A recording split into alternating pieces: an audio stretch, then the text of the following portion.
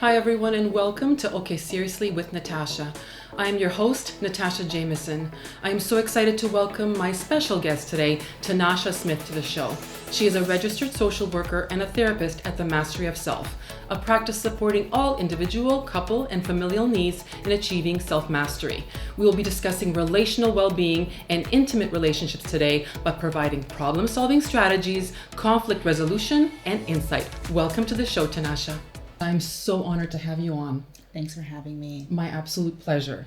This is such an important topic, but it's a very difficult one because it's hard to be vulnerable. Yes, it's it really, is. really difficult. It is. So we're going to dive right in. All right. When did you start seeing an increase in the need for couples therapy? Well, there was always a need. I would just say the current need would be COVID. Oh, yes. Yes. Since COVID, There's been an increase. Oh, yes, oh definitely. My goodness. Yeah. What sorts of things are you noticing? Well, with newly wed couples, it's communication difficulties Right. and intimacy in the bedroom. Right. And usually it's an individual thing more than it is a couple thing. Oh, so individually you're able to help them and then together collectively they Yes. can learn to communicate. Yes. So I wanted to know why the focus was primarily on new couples for yourself. I find that with new couples, there's just so much more room. They're more willing to want to grow Oh, I see. and to take on different skill sets compared to older, Set in their ways. set in their ways and don't want to change, Don't want right? to change. And so I love working with new couples because that gives me more like room to even invent things based on their skill set. Right. It gives more freedom to work with not just their skill set, but their belief system. Yeah. And it gets me also to understand them individually in a sense that they can look at themselves and realize that, it's not just him, it's also me, which it could be she or he, Right, of course. And I want to fix myself too. I don't want to just put it all on one person. Yeah. But it also helps me to discover their love language. If they don't know, it gets me to understand, what is it they're seeking individually that they need to discover about themselves so that they can come together and be a team. So that makes a lot of sense that you're kind of focusing it on their personal issues or Yes. lack thereof, whatever the problems are. Yes. And then to be able to guide them to be a better people, communicators, Oh, yeah. to be in a romantic or intimate relationship. Right. 'Cause some So of they're us- more open, Oh, yeah. way more open. Mm-hmm. Are they willing to try harder because they're brand new? Oh, yeah. Because nobody really wants to Yeah. be alone? Yes. I don't want to be lonely they're anymore. so much more motivated Okay. to do the work compared to set in their ways couples. They want to make it work because it's so fresh, Right. right? And that is the best part of it. They're freshly together and everything just seems right at the moment, but they have to come to a commitment and agreement Yeah. that they're going to do the work together. That's really important because if Yes. you're on different pages, that's a whole Oh, other yeah. set of issues Yeah. we've got. So from a professional standpoint, why is regular intimacy or the lack thereof beneficial or detrimental? Well, you see, if Because intimacy means something very different for people. I get Yes. that. I don't know if people understand that, but it can be something very, very different. Yes. For example, I'll use me. Okay. My intimacy has to start with setting up the environment. You got to set the mood in the room, right? Most women, right? And you got to, have conversation on meaningful things, not just about my body. Absolutely. Right? Totally agree. We have to have conversation about our days and where we're going in the future. Yes. And what are our weeks going to entitle and what it's going to look like next month. We're going to work together, right? Yes. Talk about the budget, the children. Yes. And then let's have some fun. Absolutely. Right? And make it romantic and just ease the way in. And sometimes it's not about having sex. It's just cuddling, watching Absolutely. a show, or just having an intimate conversation where you just feel so fulfilled. That's right. To be able to share part of you that someone else doesn't need to hear about your partner. Absolutely. Yeah. Now, I've done some research on this. So it seems like you've touched on the 4 levels of intimacy. Emotional.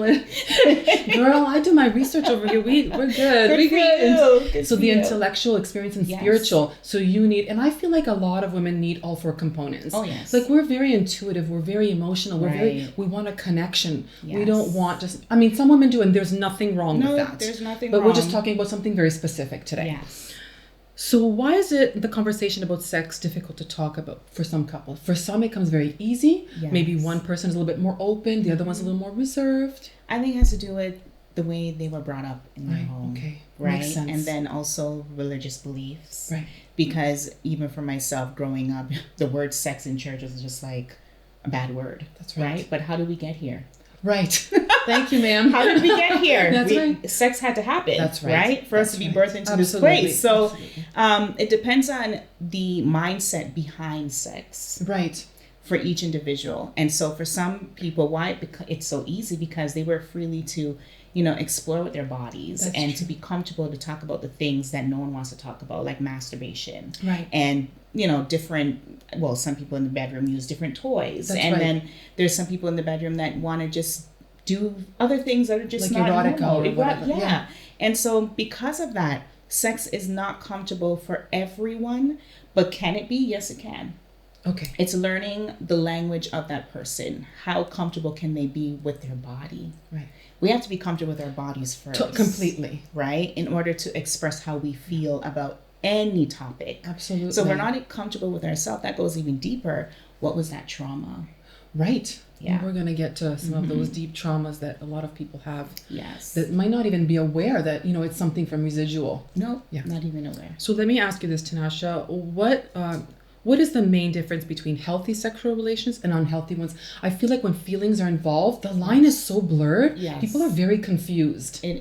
Let's just clear it up a little tiny bit for people. Yes, definitely. Because you don't want to be forced into doing something you're not comfortable doing. Right. And most women, after having babies, it's a difficult stage in their life to even want to go back in the bedroom. Very true. For some, it's quicker. For That's others, right. it takes a time, especially for those who've experienced trauma, like myself. Right. After having my son, sex was just not something I wanted to do.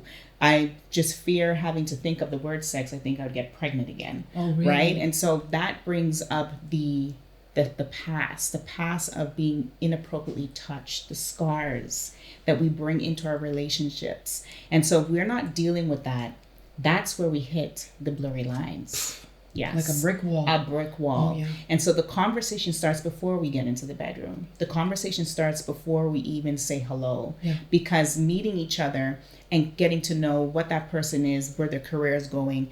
Now let's talk about what you want for yourself. Because as long as we think getting married is going to fix the problem. Oh, no. It's going to make us happy. Oh, no.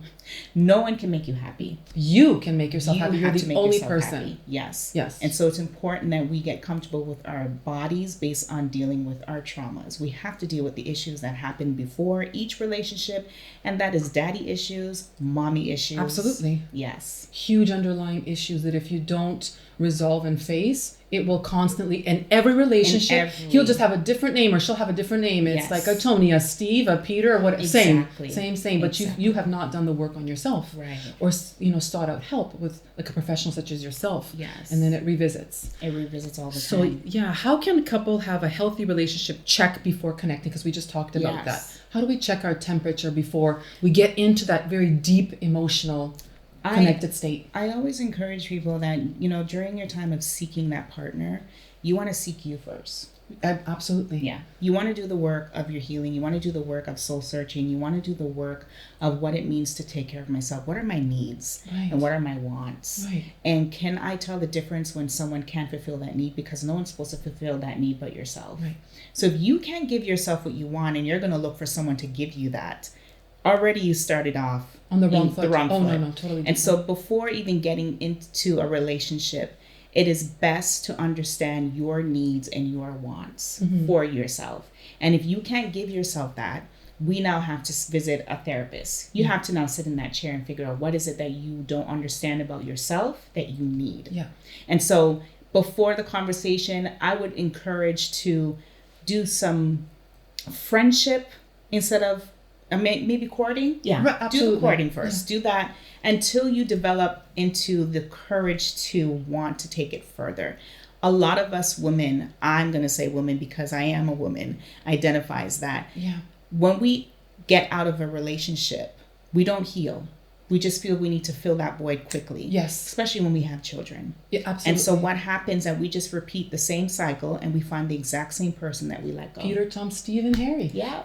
I mean, those are just names, but it's really true, the same personality. Yes. And the issues that, you dealt with before. Yes. Because you haven't resolved the problem, you're just going to find in somebody else. Yes. So when do you know, like when you kind of like completed some healing and when you can move on? Because I think people don't know. Oh, they don't know. They don't know. And it's usually exterior. They think, oh, I feel good now because I can put my own makeup on. I can get my hair did and look good in my clothes. No, it's when you look yourself in the mirror and realize that you're so beautiful and the flaws that used to bother you no longer bother you.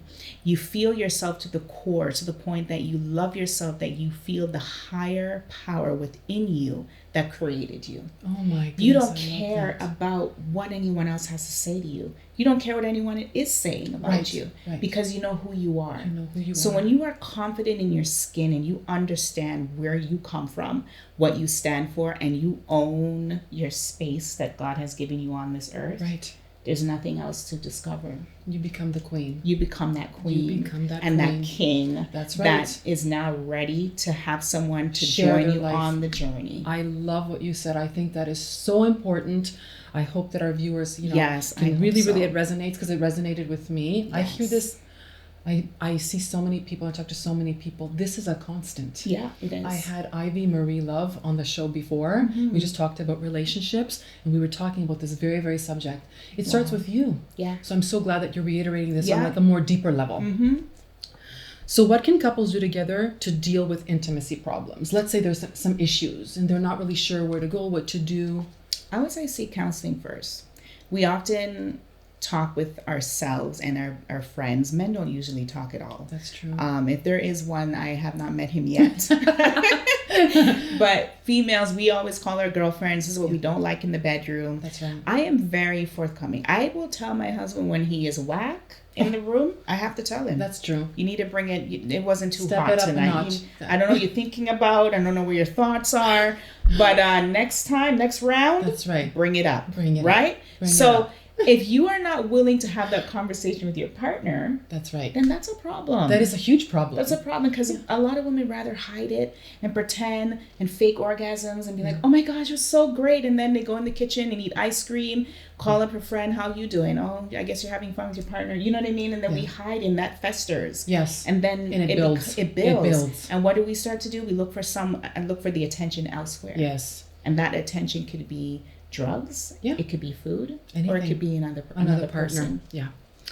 So let me ask you, if there are underlying issues as we're talking about and you don't speak up and there's concerns about not being interested in sex or not having the type of sex you want, what is the conversation that needs to be had? What questions should be asked of each other, with a therapist? Yeah. I believe, well, if the courage is, if it's able to happen within the relationship itself, it should start off, "I'm not feeling you anymore.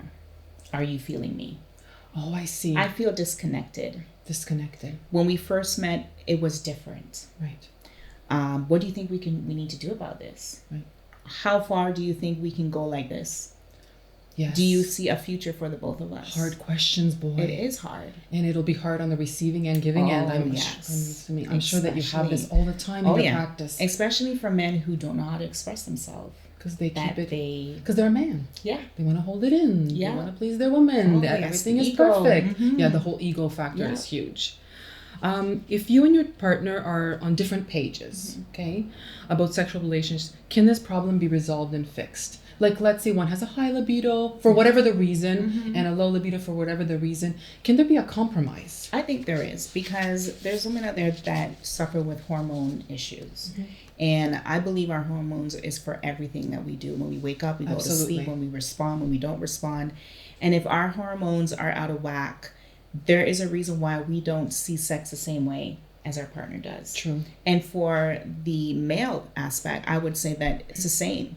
Stress plays a huge factor in our lives. And considering, during this pandemic, that a lot of relationships either broke or mold back together. That's true. And they were willing to do the work. So it is based on, am I willing to do the work, what it takes to save what we have? Right. Is it worth saving? That's the question. Is it worth saving? Question mark. Yes. Because during COVID, the divorce rate went and really violence. High. Yes. And abuse skyrocketed through the roof.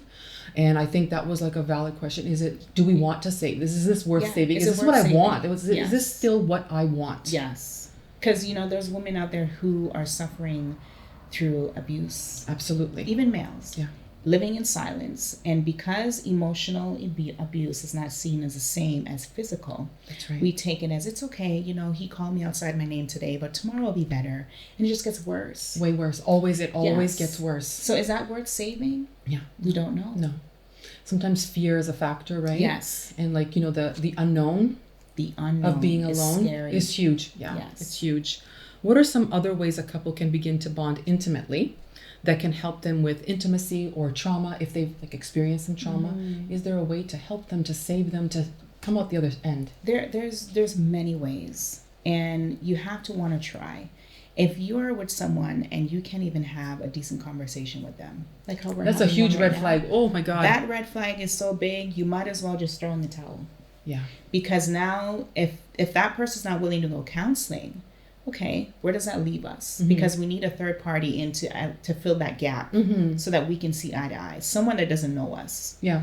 And if we're willing to commit to that, all right, what are we going to do and what is it going to look like at home? You have to connect with someone, especially a therapist that is licensed and professional in this area, that are going to give them individually homework to do. Oh, And it's sometimes to discover the self. Yes. Because we lose ourselves sometimes. And for some, it's just to understand the other person better, because we outgrow each other if we're not at the same level. That's so true. Yeah. We outgrow each other if we're not at the same level. Yeah. But we can get back We can. by doing the work. You have to be committed. You have to be committed. You have to want to save it. You have Is to it worth want saving? it. Yes. So how can partners' insecurities sabotage a connection? I think this one is huge. Self-sabotage. I mean, even a person that means well can sometimes self-sabotage Yes. a connection and destroy something that, that was beautiful. Yes. It depends on the mindset also, right? How was the relationship built in the first place? A good foundation, if A there good wasn't foundation. there. Okay. So if that was not there, we're going to hit some roadblocks. And some of those roadblocks may look very dangerous and violent, especially if you don't know the person fully. That's like right.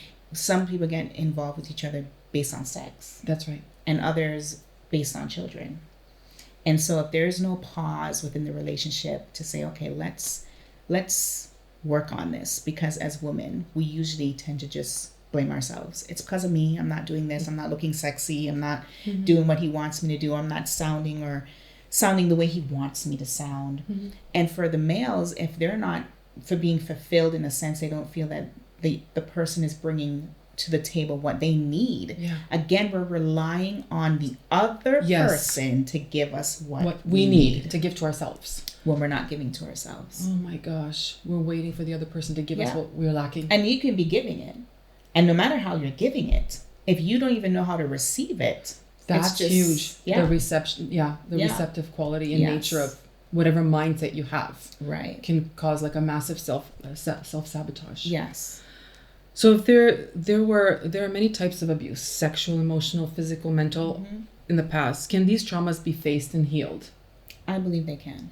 Through professional. Okay. I believe that, we will never forget what has been done to us. No. Never. But the beauty of it is the lessons that we have learned along the way. Okay. And what we refuse to allow to happen again. But the consistency of self-work and self-healing, that journey it looks different for everybody. Right. If you have to find what works for you. Yeah. And to rebuild. Exactly, to rebuild. And so in my practice, my driving force is self-care in everything. It's huge. Because if you are not taking care of yourself, you can't take care of others. No. We are mothers, and as much as we want to say, oh, I'm always looking out for me, no, we look after them before we do us. But we have to be consistent in the work that we apply to ourselves, because our children are watching. Yes, they are. And we tend to think that they need the help. No, we need the help. Yeah. You have to pour back into you in order to flourish, in order to feel good again. You can heal from your trauma. That's so encouraging and hopeful. Like I think that a lot of people will hear this and see the light at the end of the tunnel. Yes. Because they could be in like the storm right now, the darkness. So that's the whole intention of my show always. This is why we do with Sequence 21, with people such as yourself. Yes. We really try to create content to help others to be able to like elevate or seek the help or, just help themselves, take care of themselves, put themselves on the list. Some of us don't even know how to ask for help. Absolutely. Yeah. And that's a really big problem. That's another part of like, not being aware of what you need Yeah.